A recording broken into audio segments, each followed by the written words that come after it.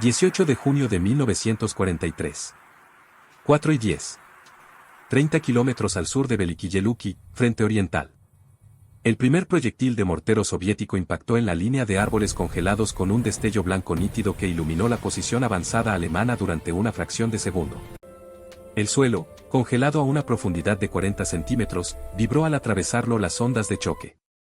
El cabo Klaus Richter se encontraba dentro de un refugio a medio terminar, observando cómo caían granos de escarcha de la madera sobre él. No se inmutó. Había experimentado este patrón durante semanas. Los soviéticos abrían cada mañana con fuego de mortero dirigido a las posiciones alemanas poco profundas.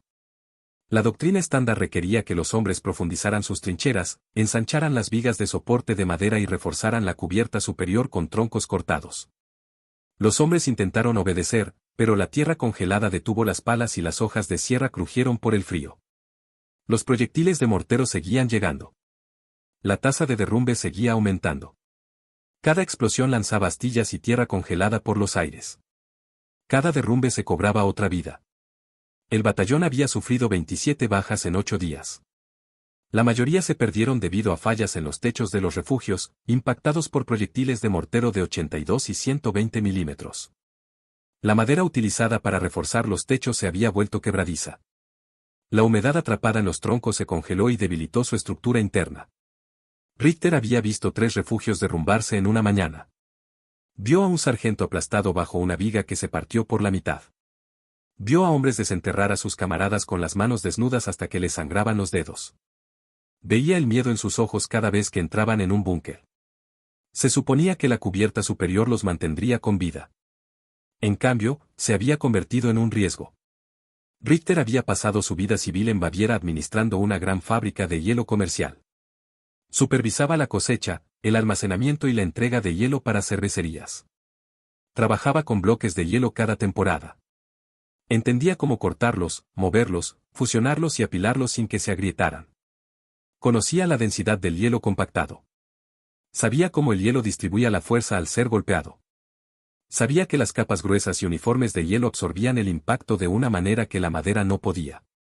Mientras que la mayoría de los soldados solo veían agua congelada, Richter vio un medio estructural con propiedades que podían ser moldeadas y controladas. Cuando estudió los refugios que se derrumbaban, vio que las estructuras superiores fallaron porque las vigas de madera concentraron la fuerza del impacto en puntos de carga estrechos. Sabía que el hielo se comportaba de manera diferente. Se deformaba. Dispersaba la energía. Se comprimía. Extendía el impacto sobre una superficie más amplia. Era un material que el frente oriental ofrecía en abundancia. Durante una pausa en el bombardeo, Richter habló con su jefe de pelotón, el teniente Weber. Weber escuchó mientras se quitaba la escarcha del cuello. Richter le explicó cómo se podían cortar grandes capas de hielo de los estanques congelados cercanos. Explicó cómo se podían reforzar con nieve compactada y tierra para crear un techo amplio que distribuyera la carga. Weber lo escuchó, pero con las manos en los bolsillos. Dijo que el hielo era impredecible. Dijo que se derretiría. Dijo que no estaba en los manuales. Le dijo a Richter que se centrara en el entibado estándar y evitara ideas experimentales. La conversación terminó ahí. Weber se alejó. Richter continuó reflexionando. 2 días después, un impacto directo de mortero destruyó el refugio número 6 y mató a 5 hombres. El colapso fue casi instantáneo. Los soldados supervivientes guardaron silencio después. El aire olía a pólvora quemada y tierra rota. Un cirujano de campaña negó con la cabeza y dijo que los refugios matarían a más hombres que los fusiles. El comandante de la compañía, el cabo Erich Müller, recorrió la línea y observó el mismo patrón. La madera se quebraba. Los soportes superiores fallaban. No llegaba ningún convoy de suministros con vigas nuevas. Los hombres tenían frío, estaban desnutridos y no estaban dispuestos a dormir bajo techos en los que ya no confiaban. Richter volvió a acercarse a Müller con la idea. Esta vez, Müller escuchó. Richter explicó cómo se cortaban los bloques de hielo en su casa de hielo en Baviera. Dijo que el hielo se podía moldear con hachas y sierras. Dijo que podían apilar capas para crear un techo de 30 a 40 centímetros de espesor. Dijo que la nieve compactada entre las capas las fusionaría. Dijo que una fina capa de tierra encima aislaría el hielo de la luz solar directa. Describió cada paso con precisión técnica. Müller lo observó de cerca. No descartó la idea. Había perdido demasiados hombres por derrumbes de mortero. No tenía madera de repuesto. Necesitaba una solución. Le dijo a Richter que probara la idea en un búnker. Si aguantaba 2 días de bombardeo, consideraría un despliegue más amplio. Richter reunió a 7 hombres de su escuadrón. Marcharon 1 kilómetro al amanecer hasta un lago helado poco profundo. La temperatura era de 14 grados bajo cero. El hielo era lo suficientemente grueso como para contener un vehículo. Richter seleccionó una sección cerca de la orilla y les indicó que cortaran bloques rectangulares de 1 metro de largo y 20 centímetros de grosor. Trabajaron con hachas y sierras, las que se usan normalmente para la tala de árboles. Las herramientas eran más lentas sobre el hielo, pero funcionaban. Los bloques eran pesados. 4 hombres cargaban cada bloque con cuerdas a modo de eslingas. Trasladaron 28 bloques al búnker en un día. Richter ordenó a los hombres que excavaran la cavidad del techo un poco más profundo y aplanaran las cornisas de soporte a ambos lados. Colocaron la primera fila de bloques de hielo a lo largo del tramo. Los bloques formaron una superficie sólida. Apisonaron nieve compactada encima y la presionaron contra las juntas. Esperaron a que se congelara. Repitieron el proceso para una segunda capa. Luego, una tercera. El techo alcanzó una densidad mucho mayor que la de la madera. Agregaron una fina capa de tierra y nieve encima para regular la temperatura. El techo final parecía simple desde el exterior. Nadie habría imaginado que media tonelada de hielo reforzaba la cubierta superior. Richter inspeccionó cada costura. Comprobó cada punto de carga. Hizo que los hombres empujaran desde abajo para comprobar la distribución del peso. La estructura se mantuvo firme. Más tarde esa noche, 3 sargentos visitaron el lugar y negaron con la cabeza. Uno dijo que parecía un granero congelado. Otro dijo que el primer día cálido lo destruiría. El tercero dijo que Müller había perdido el juicio. Los hombres los oyeron, pero siguieron trabajando. A las 5:36 de la mañana siguiente, los soviéticos iniciaron una preparación de mortero en todo el sector. Los proyectiles impactaron a intervalos predecibles. El primer impacto impactó a 30 metros al este. El segundo a 10 metros al norte. El tercero impactó directamente en el nuevo búnker. El techo de hielo se sacudió. Cayó nieve de la capa superior. La estructura no se quebró. Los hombres dentro se taparon los oídos y esperaron el derrumbe. Nunca ocurrió. El cuarto disparo impactó aún más cerca. El sonido fue agudo y metálico. La onda expansiva presionó contra las paredes. Los soportes de madera crujieron. Richter se agachó cerca del centro del búnker y observó el hielo sobre él. Buscó fracturas. No vio ninguna. Solo tenues líneas blancas donde las capas se habían fusionado. El hielo absorbió la explosión. Se comprimió ligeramente y luego liberó la presión sin romperse. Los hombres miraron hacia arriba con los ojos muy abiertos. Habían visto madera romperse bajo impactos mucho más débiles. La ausencia de falla estructural se sentía antinatural. El bombardeo continuó durante 9 minutos. Potentes proyectiles de 120 milímetros impactaron la zona en grupos de 3. La tierra se esparció por toda la posición. El refugio se estremeció con cada impacto. Cuando finalmente regresó el silencio, Richter abrió la escotilla de entrada. El aire exterior olía a pólvora quemada. Los refugios adyacentes habían recibido impactos directos. Uno se había derrumbado por completo. Los hombres cavaban frenéticamente para encontrar supervivientes. El búnker de Richter estaba intacto. Los hombres dentro salieron ilesos. Hauptmann Müller inspeccionó el sitio en menos de 1 hora. Se quitó los guantes y tocó la capa de hielo donde se había incrustado un fragmento. Estudió el patrón de deformación de la superficie. Vio cómo el hielo había absorbido el impacto. Se arrodilló y presionó la palma de la mano contra el techo. La superficie estaba fría, lisa y sólida. Asintió una vez. Le indicó a Richter que comenzara a trabajar en 2 búnkeres más de inmediato. La orden era clara. La idea experimental había pasado a una adopción limitada. Richter y su escuadrón regresaron al lago congelado. Aumentaron su producción. Cortaron bloques más grandes. Usaron una sierra para 2 personas para acelerar el proceso. Construyeron un trineo con madera sobrante para mover los bloques con mayor eficiencia. Comenzaron a apilar el hielo en formación en el sitio antes de instalarlo en el techo. Investigaron cada capa en busca de grietas. Aprendieron a fusionar las capas más rápido usando una mezcla de nieve fina y agua. Crearon un sistema de compactación con botas y tablones gruesos para nivelar cada capa. Su eficiencia aumentó con cada búnker. El segundo búnker se completó en un día. El tercero, en 18 horas.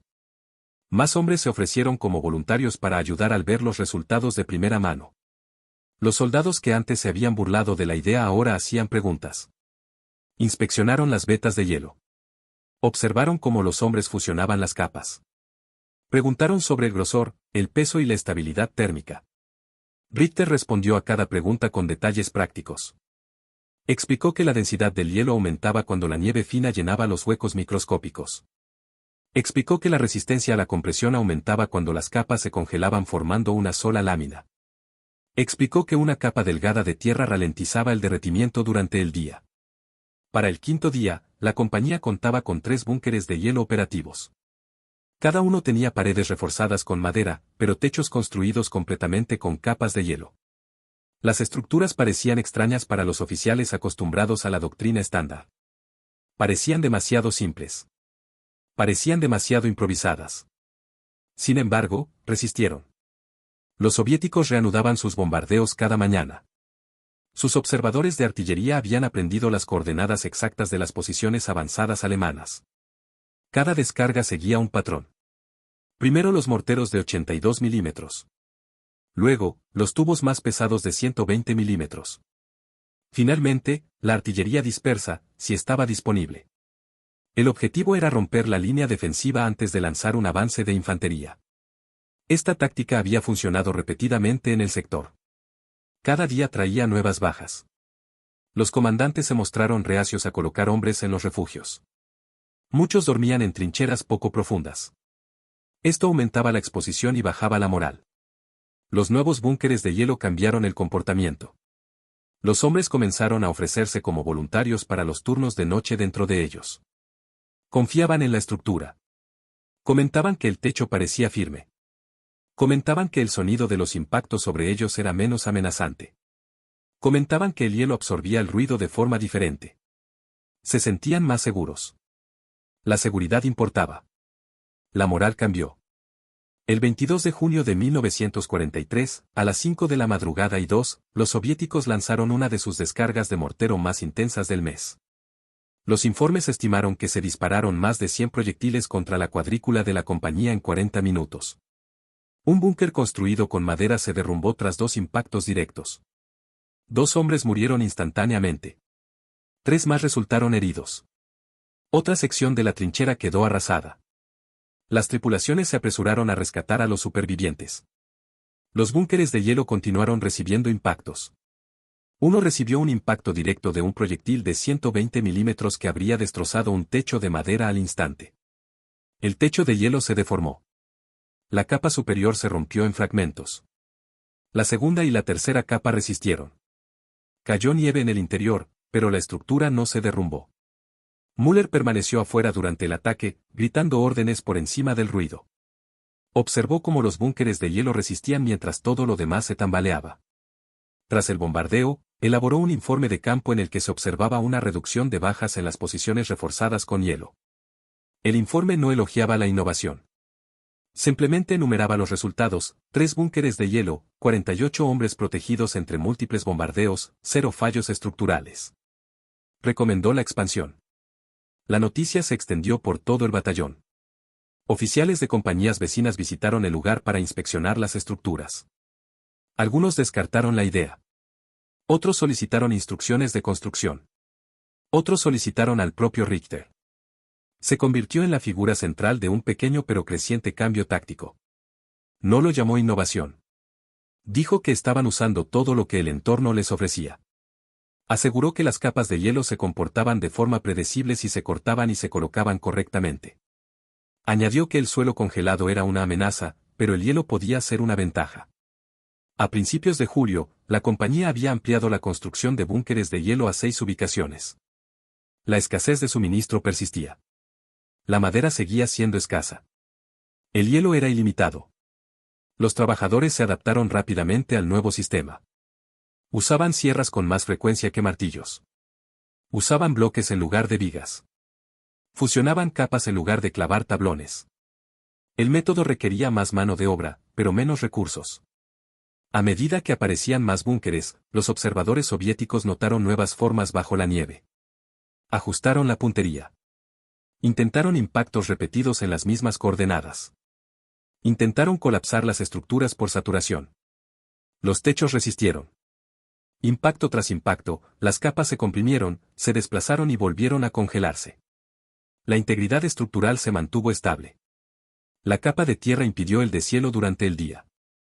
Las noches heladas mantuvieron las capas firmes.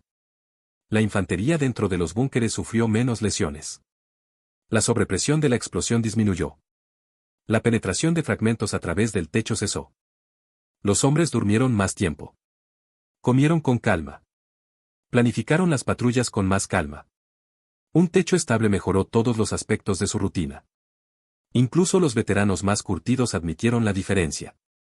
Una tarde, el pelotón de Richter se reunió para examinar una sección dañada del techo de un búnker.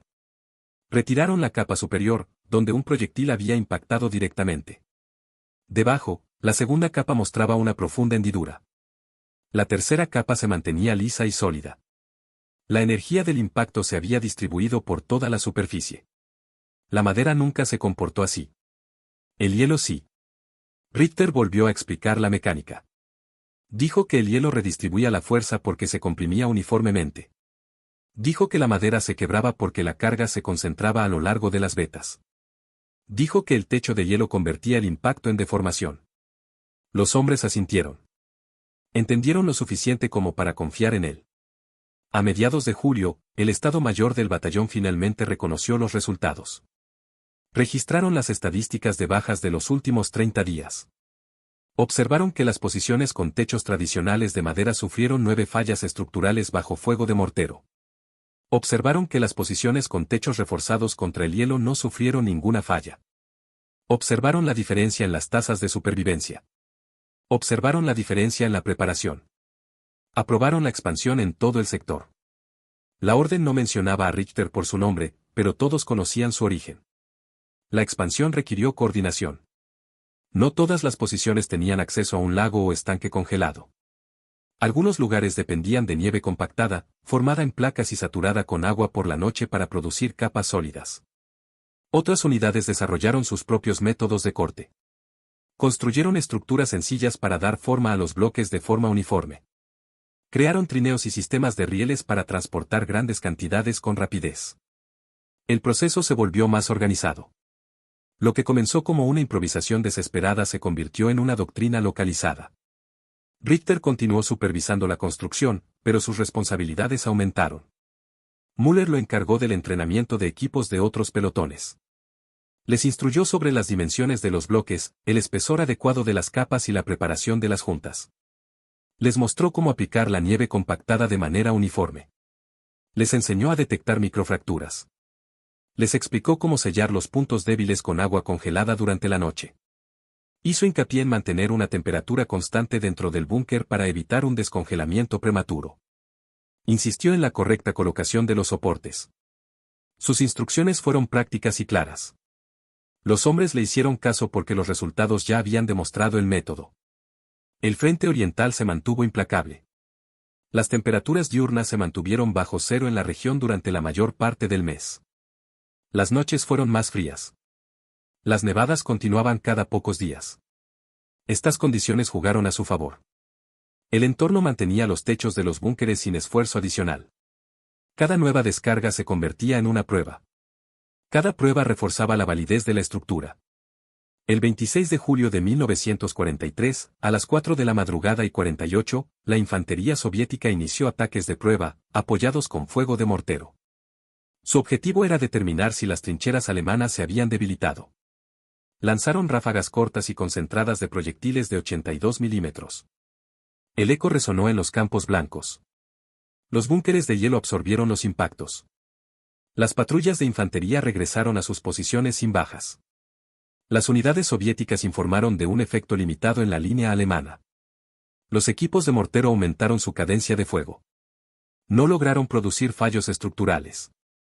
El contraste con otras compañías se hizo evidente. Las unidades más al oeste, sin acceso a recursos de hielo, seguían dependiendo de la madera. Sufrieron más bajas por fuego indirecto.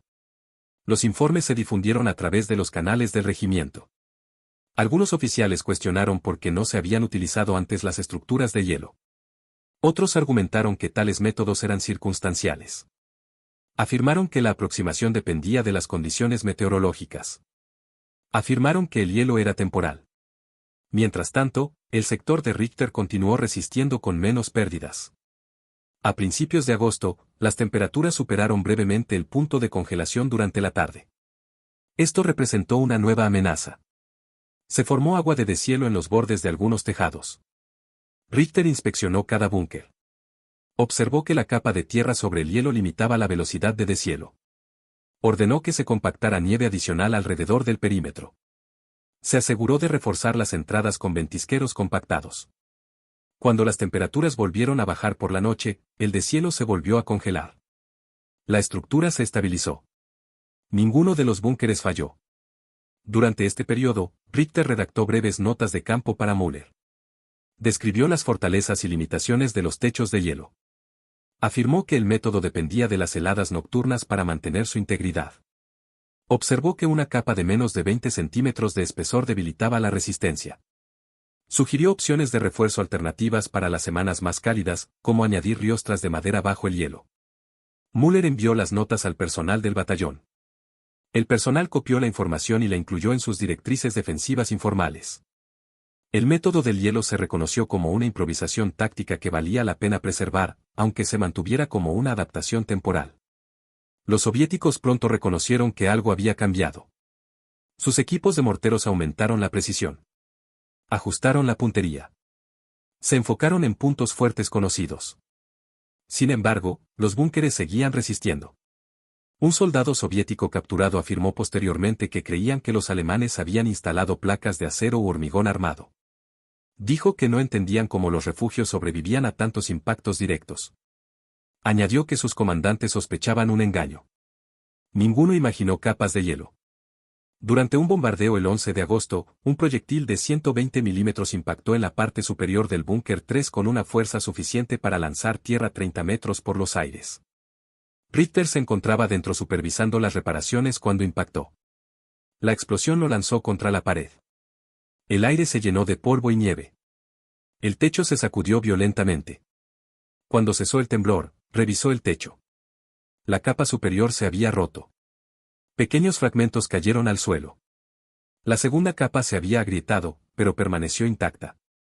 La tercera capa resistió perfectamente. El techo había absorbido la explosión, se había deformado y conservado la estabilidad estructural. Pidió refuerzos de inmediato. Los hombres reemplazaron la capa superior dañada con nuevos bloques al anochecer. El búnker recuperó su capacidad máxima antes del amanecer.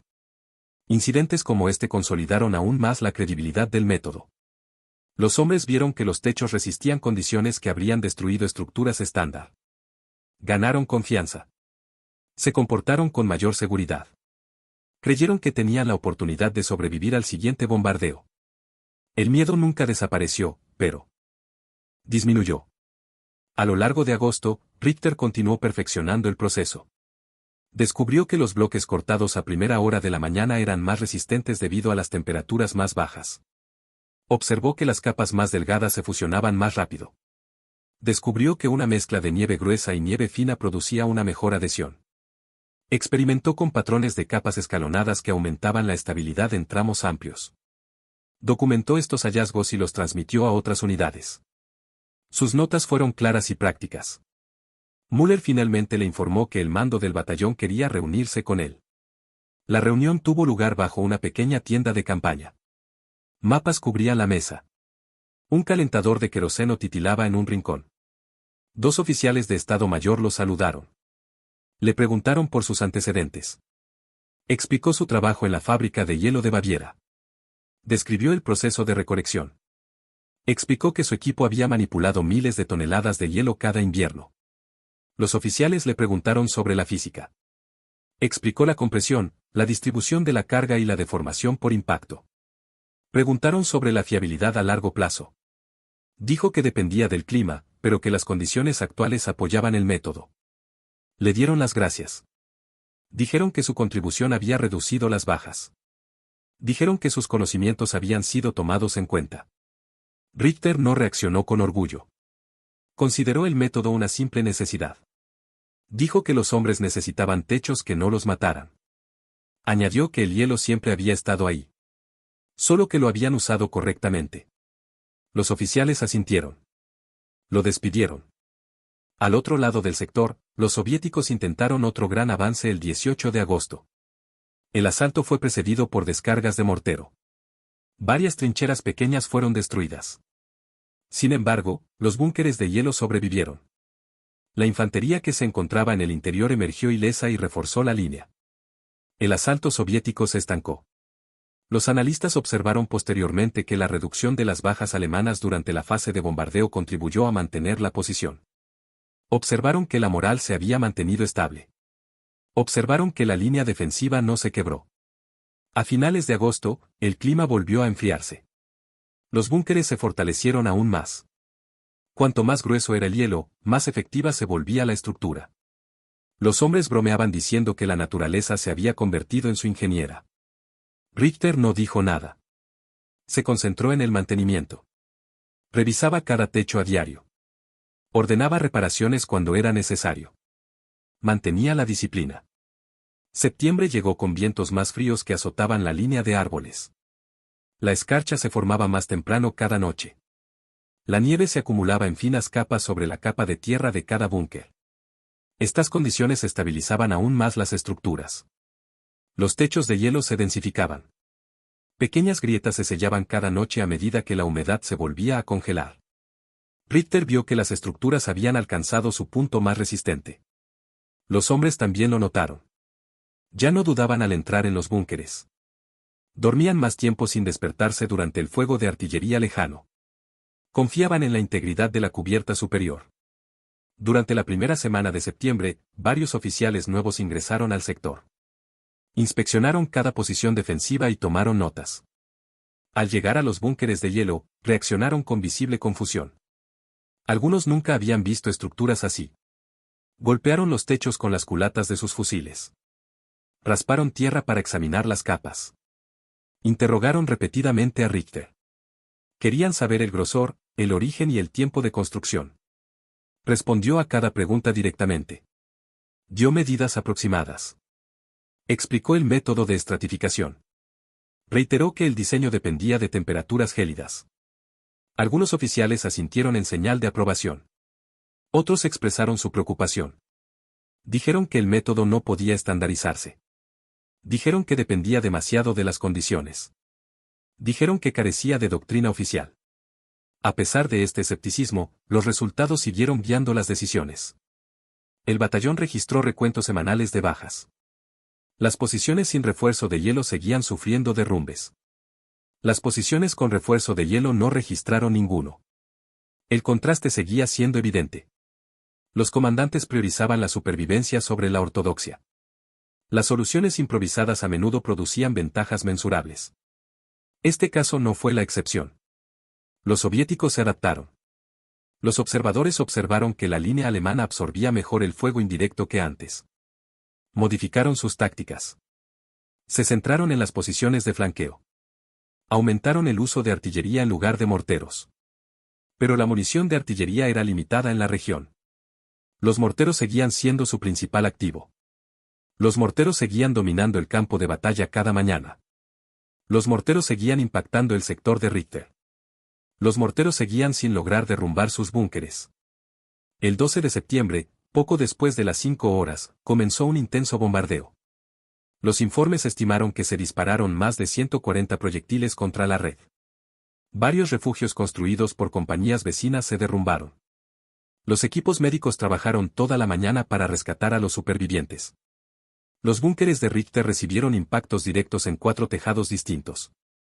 2 capas superiores se hicieron añicos. Un borde de soporte se agrietó. Sin embargo, los núcleos estructurales resistieron. Ningún hombre en el interior resultó muerto o gravemente herido. Müller documentó el incidente. Enfatizó la diferencia en los resultados. Los comandantes leyeron el informe con atención. La influencia del método de Richter se extendió más allá de las posiciones inmediatas. Unidades de compañías adyacentes solicitaron instrucción. Pequeños equipos se desplazaron a su sector para observar la construcción de primera mano. Tomaron notas sobre herramientas, tamaños de bloques y manejo del hielo. Copiaron su técnica de estratificación. Algunos añadieron modificaciones. Una unidad mezcló nieve triturada con tierra para crear una capa superior más estable. Otra unidad utilizó tablones de madera como soportes temporales mientras instalaba bloques de hielo, retirándolos una vez que las capas se congelaban. Cada adaptación surgió de la necesidad práctica. El método se extendió orgánicamente. Richter continuó entrenando hombres a diario. Les enseñaba de pie en la nieve, sin guantes, para mostrarles cortes y costuras. Usaba términos sencillos. Les decía que mantuvieran los bloques uniformes. Que mantuvieran un grosor uniforme. Que estuvieran atentos a las fracturas. Nunca complicó el proceso. Se centró en lo que funcionaba. Su autoridad provenía de resultados comprobados, no de su rango. Mientras tanto, las patrullas soviéticas intentaron infiltrarse de noche en varias ocasiones para identificar puntos débiles. Encontraron pocos. Observaron que los búnkeres alemanes habían cambiado de aspecto. Informaron de construcciones desconocidas. Observaron nuevos patrones defensivos. Sus comandantes notaron los cambios. Sospecharon refuerzos ocultos. Planearon bombardeos más intensos para romper la línea. Sus esfuerzos fueron en vano. A finales de septiembre, el sector registró una reducción de más del 80% en los derrumbes. Mortales en comparación con junio. Este cambio afectó no solo a las tasas de supervivencia, sino también a la forma en que luchaban los hombres. Los soldados dentro de búnkeres estables salían más rápido tras los bombardeos. Se preparaban para los contraataques con mayor eficacia. Mantenían una mayor disponibilidad. Reaccionaban a los avances soviéticos con mayor cohesión. La postura defensiva mejoró en toda la línea. El 23 de septiembre, un oficial de ingeniería del batallón visitó el sector para una evaluación completa. Examinó cada búnker. Tomó medidas. Hizo preguntas detalladas sobre el tiempo de construcción, el uso de mano de obra y la disponibilidad de recursos. Richter proporcionó estimaciones. Indicó que se necesitaban de 8 a 10 hombres para construir un techo completo en un día. Explicó que el transporte de bloques dependía de la distancia. Añadió que las condiciones de congelación eran el principal requisito. El oficial registró cada detalle. Se marchó con una clara impresión de la viabilidad del método. Más tarde esa semana, una reunión informativa del Estado Mayor del Regimiento hizo referencia a la técnica de refuerzo de hielo. La reunión señaló que este enfoque aumentaba la capacidad de supervivencia en sectores congelados. Se indicó que el método no estaba aprobado formalmente, pero que podía implementarse a discreción del comandante. Se enfatizó que las condiciones eran importantes. Se recomendó una mayor observación. Esto era lo más cerca que el método estaría de un reconocimiento oficial. A principios de octubre, el clima volvió a empeorar. Las temperaturas alcanzaron niveles que endurecieron los techos de hielo más allá de su densidad estival. Los proyectiles de mortero impactaron los búnkeres con un sonido más apagado. Los hombres notaron la diferencia. Dijeron que las explosiones se sentían amortiguadas. Dijeron que las estructuras parecían inamovibles. Richter confirmó que las temperaturas más bajas mejoraron la estabilidad estructural. Explicó que cada capa estaba ahora en su máxima dureza. Instruyó a los equipos que solo añadieran refuerzos si aparecían grietas. El 9 de octubre, las unidades soviéticas lanzaron un potente ataque de infantería, apoyado por fuego combinado de mortero y artillería. El asalto tuvo como objetivo 3 posiciones alemanas adyacentes, incluyendo 2 búnkeres de hielo recientemente construidos por escuadras recién entrenadas. El bombardeo duró 20 minutos. Varias trincheras de madera se derrumbaron. Los búnkeres de hielo no. Cuando la infantería soviética avanzó, los defensores alemanes emergieron en mayor número del esperado. Mantuvieron la línea hasta la llegada de refuerzos. Tras el combate, varios oficiales comentaron que las estructuras de hielo habían protegido a escuadras de fusileros clave durante la fase de bombardeo. Vincularon esto directamente con el éxito de la defensa. Documentos soviéticos capturados posteriormente revelaron que sus comandantes observaron el aumento de la resistencia alemana. Notaron la reducción del efecto del bombardeo de mortero. Especularon que los alemanes habían reforzado secretamente sus posiciones con maquinaria o materiales prefabricados. No consideraron el hielo. Sus informes de inteligencia malinterpretaron señales visuales como capas de tierra y superficies lisas en los techos. A lo largo del mes, Richter continuó perfeccionando su técnica. Experimentó con diferentes cantidades de capas. Probó techos de 4 capas en una estructura. Probó capas más gruesas en otra. Midió el tiempo necesario para la fusión. Comparó el rendimiento de losas cortadas a diferentes horas del día. Documentó cada resultado. Se centró en la aplicación práctica. No buscó reconocimiento. A finales de octubre, el batallón contaba con 16 búnkeres reforzados con hielo en funcionamiento. Algunos eran lo suficientemente grandes como para albergar escuadrones completos. Otros servían como puntos de almacenamiento de municiones y raciones. Todos contribuyeron a reducir las pérdidas. Todos mostraron el mismo patrón, resistieron el fuego enemigo. Al finalizar el mes, un oficial superior visitó el lugar. Realizó una inspección formal. Preguntó a Richter sobre la durabilidad a largo plazo. Preguntó si las estructuras podrían sobrevivir hasta la primavera. Richter respondió con franqueza. Dijo que los techos eran temporales. Que estaban diseñados para el invierno. Que el deshielo los debilitaría. Que el método era una adaptación estacional. El oficial aceptó la explicación. Aseguró que las soluciones invernales seguían siendo soluciones. Que la supervivencia inmediata era más importante que la incertidumbre futura. A principios de noviembre, las nevadas aumentaron. La producción de hielo se aceleró. Los búnkeres alcanzaron de nuevo su fase más intensa. Los bombardeos soviéticos continuaron, pero perdieron su eficacia anterior. La línea resistió. La primera gran helada de noviembre reforzó los techos de los búnkeres más de lo que Richter había previsto. Las temperaturas nocturnas alcanzaron los 20 grados bajo cero. Las capas de hielo se fundieron formando una lámina casi monolítica. Los hombres golpeaban los techos y decían que se sentían como piedras. El sonido cambió. Los impactos se volvieron sordos y pesados. El comportamiento estructural mejoraba con cada bajada de temperatura. Richter inspeccionaba los búnkeres a diario. Confirmó que el frío les favorecía. Añadió pequeños refuerzos solo en las entradas y los conductos de ventilación.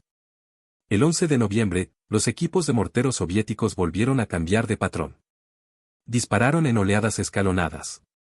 Intentaron impactar el mismo punto repetidamente para inducir fatiga estructural.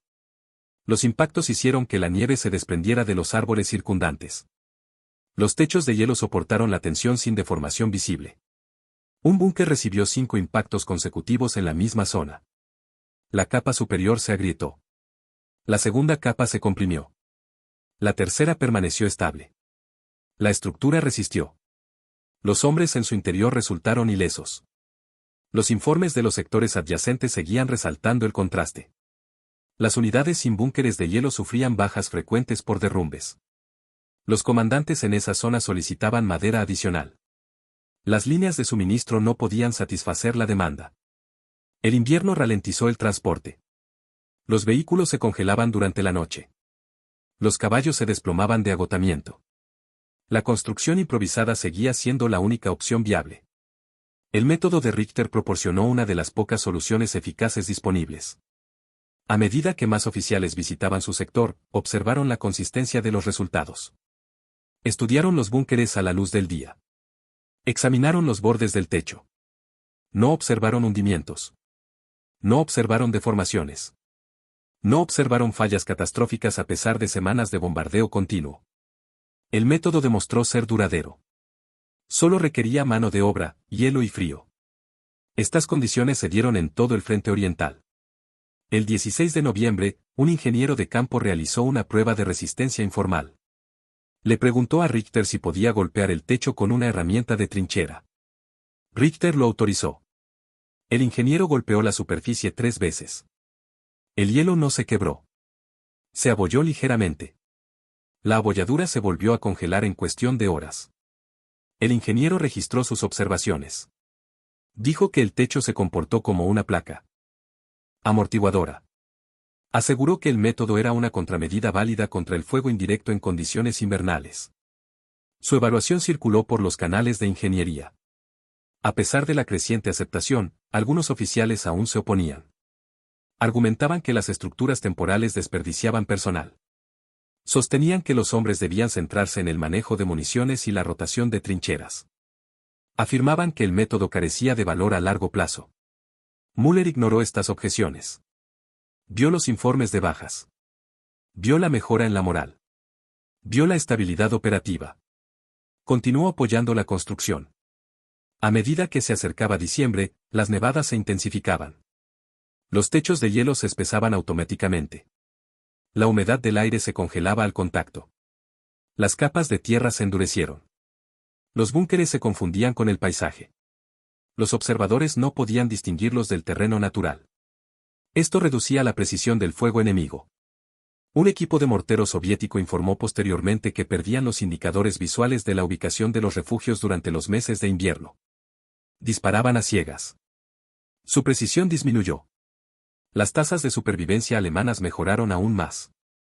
El 3 de diciembre, un importante bombardeo soviético tuvo como blanco toda la línea del batallón. Los informes estimaron casi 200 ráfagas de mortero en 50 minutos. Varias trincheras de madera en sectores adyacentes se derrumbaron. Los equipos de rescate operaron durante toda la noche. En el sector de Richter, 6 búnkeres recibieron impactos directos. 3 perdieron sus capas superiores. 1 perdió 2 capas.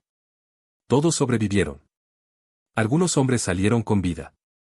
Müller presentó otro informe. No observó ningún fallo estructural. Destacó la continua eficacia del método. Este bombardeo llamó la atención del personal de la división. Solicitaron una evaluación. Un pequeño grupo de ingenieros llegó el 7 de diciembre.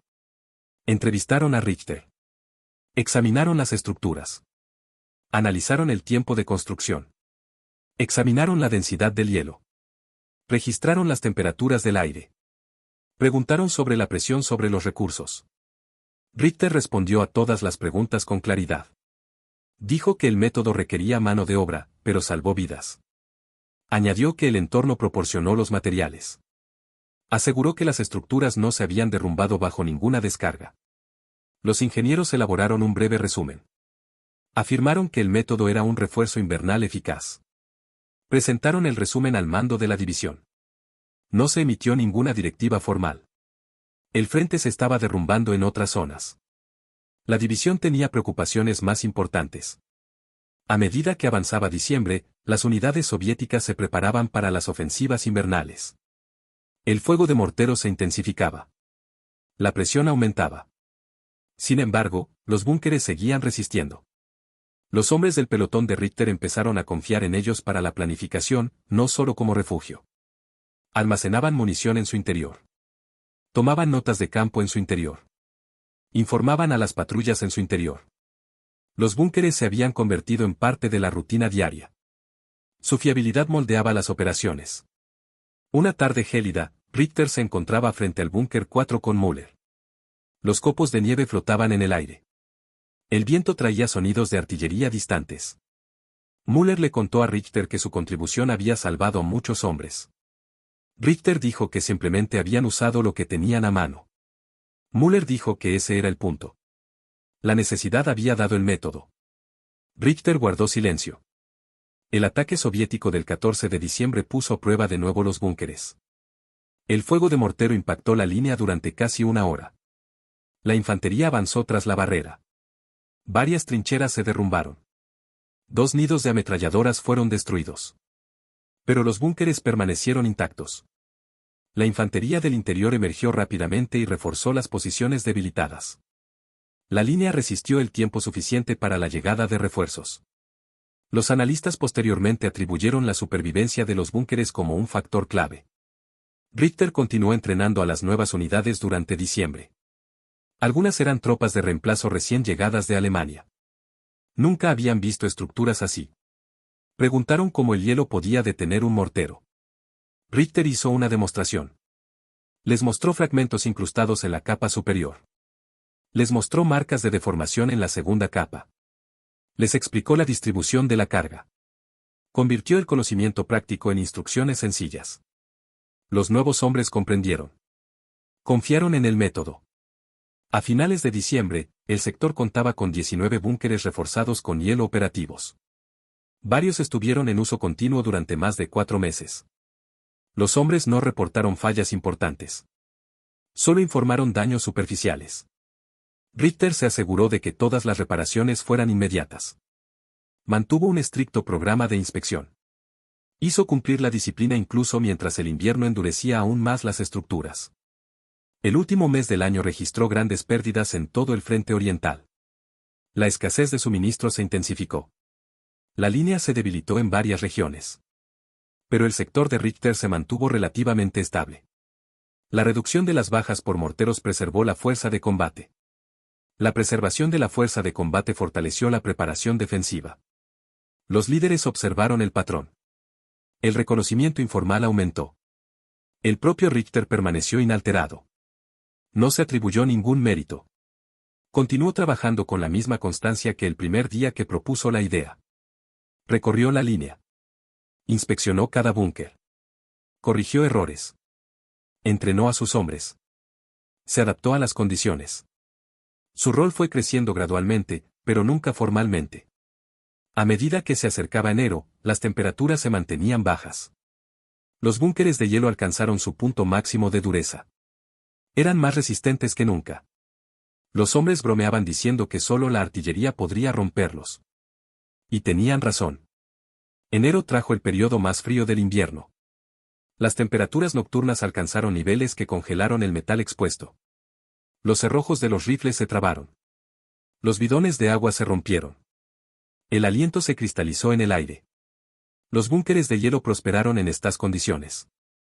Cada estructura ganó densidad a medida que la humedad de la capa de tierra se congelaba más profundamente. Richter inspeccionaba los techos a diario. Confirmaba que cada capa permanecía sólida. Reforzaba las entradas solo cuando la nieve acumulada bloqueaba el acceso. No se requirió ningún otro mantenimiento. El 9 de enero, los soviéticos lanzaron una preparación concentrada de morteros y artillería antes de intentar una penetración. El bombardeo sacudió todo el sector. Varias trincheras se derrumbaron al instante. Un puesto de ametralladoras fue destruido. Un refugio de suministros ardió. Pero los búnkeres de hielo absorbieron los impactos. Un búnker recibió repetidos impactos de morteros y cañones de campaña. La capa superior se hizo añicos. La segunda capa se agrietó en varios puntos. La tercera capa resistió. La estructura permaneció intacta el tiempo suficiente para que los hombres salieran y reforzaran un flanco que se derrumbaba. La línea resistió todo el día. Informes posteriores atribuyeron a los búnkeres la preservación de una de las escuadras de fusileros que posteriormente impidió un intento de penetración soviético. A mediados de enero, el batallón presentó cifras actualizadas de bajas.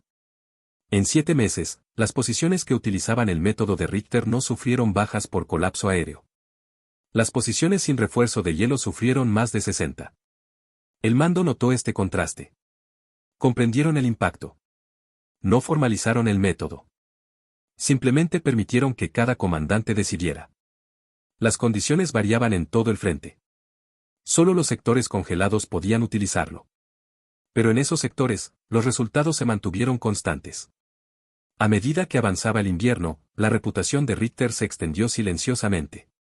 Se convirtió en el punto de contacto para cualquier unidad que buscaba orientación sobre el refuerzo de búnkeres. Entrenó a hombres de otros batallones.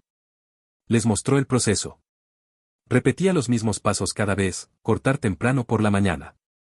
Mantener un espesor uniforme. Usar nieve compactada para fusionar las capas. Mantener la tierra delgada pero uniforme. Inspeccionar las vetas. Reparar inmediatamente después de los impactos. Sus instrucciones eran sencillas. Su autoridad provenía de los resultados, no del rango. Para febrero, el frente cambió de rumbo. Llegaron órdenes de retirada a posiciones secundarias. El sector que había usado los búnkeres de hielo durante meses comenzó a desmantelar el equipo. Los hombres trasladaron municiones y raciones. Abandonaron algunos búnkeres en su lugar. Las estructuras de hielo permanecieron en pie. Se derretirían en primavera, sin dejar rastro. Su propósito se había cumplido. Mientras el batallón se retiraba, Müller caminó con Richter una última vez por la antigua línea. La nieve lo cubría todo. Los búnkeres se confundían con el terreno. Müller le dijo que los hombres habían sobrevivido porque él se negaba a aceptar la doctrina estándar. Richter dijo que habían sobrevivido porque habían trabajado juntos. Müller lo reconoció con un breve asentimiento. No hubo ninguna condecoración formal. La guerra continuó. El reconocimiento siguió siendo limitado. Después de la guerra, Richter regresó a Baviera. Dirigió un pequeño almacén. Rara vez hablaba de su tiempo en el frente. Poca gente sabía que sus conocimientos en una nevera habían salvado a docenas de hombres. El método que creó nunca apareció en los manuales. Continuó siendo una adaptación local surgida de la necesidad, utilizada con eficacia durante un duro invierno, y luego olvidada por la mayoría que no la había visto. Sin embargo, los hombres que sirvieron en ese sector recordaban. Recordaban los búnkeres que no se derrumbaron. Recordaban el invierno en el que el fuego de mortero perdió su habitual certidumbre. Recordaban al único soldado que entendía el hielo mejor que la doctrina. Sobrevivieron porque su perspicacia se convirtió en acción.